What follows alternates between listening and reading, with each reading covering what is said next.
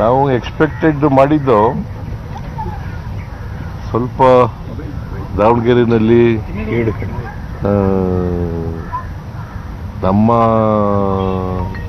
ಕಾರಣದಿಂದಲೇ ಸ್ವಲ್ಪ ಲೀಡು ಕಡಿಮೆ ಆಗ್ಬೋದು. ಆದರೆ ನಾವು ಗೆಲ್ತೀವಿ. ಅಲ್ಲಿ ದಾವಣಗೆರೆಯಲ್ಲೂ ಕೂಡ ಗೆಲ್ತೀವಿ, ಬಾಗಲಕೋಟೆಯಲ್ಲೂ ಕೂಡ ಗೆಲ್ತೀವಿ. ಎಕ್ಸ್ಪೆಕ್ಟೆಡ್ ರಿಸಲ್ಟ್ ಬಂದಿದೆ. ಜನರ ಆಶೀರ್ವಾದ ಏನು ಮಾಡಿದ್ದಾರೆ ಅಲ್ಲಿ ಅದನ್ನು ನಾವು ಒಪ್ಕೊಳ್ತೀವಿ. ಕೇರಳದಲ್ಲಿ ನಮ್ಮ ಎಕ್ಸ್ಪೆಕ್ಟೇಷನ್ಗಿಂತ ಹೆಚ್ಚು ಸ್ಥಾನಗಳನ್ನು ಗೆದ್ದಿದ್ದೀವಿ. ನಾವು ಸುಮಾರು 76ರಿಂದ 80 ಗೆಲ್ತೀವಿ ಅಂತ ಹೇಳಿದ್ದು, ಈಗ 95ವರೆಗೂ ಕೂಡ ಗೆದ್ದಿದ್ದೀವಿ. ಮುನ್ನಡೆ ಸಾಧಿಸಿದ್ದೀವಿ.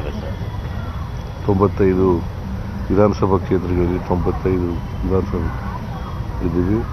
ಬಹುಶಃ ವೆಸ್ಟ್ ಬೆಂಗಾಲ್ನಲ್ಲಿ ಆಡಳಿತದ ವಿರೋಧಿ ಅಲೆ ಇರಬಹುದು ಅಂತ ಅಂದ್ಕೊಂಡಿದ್ದೀನಿ ನಾನು.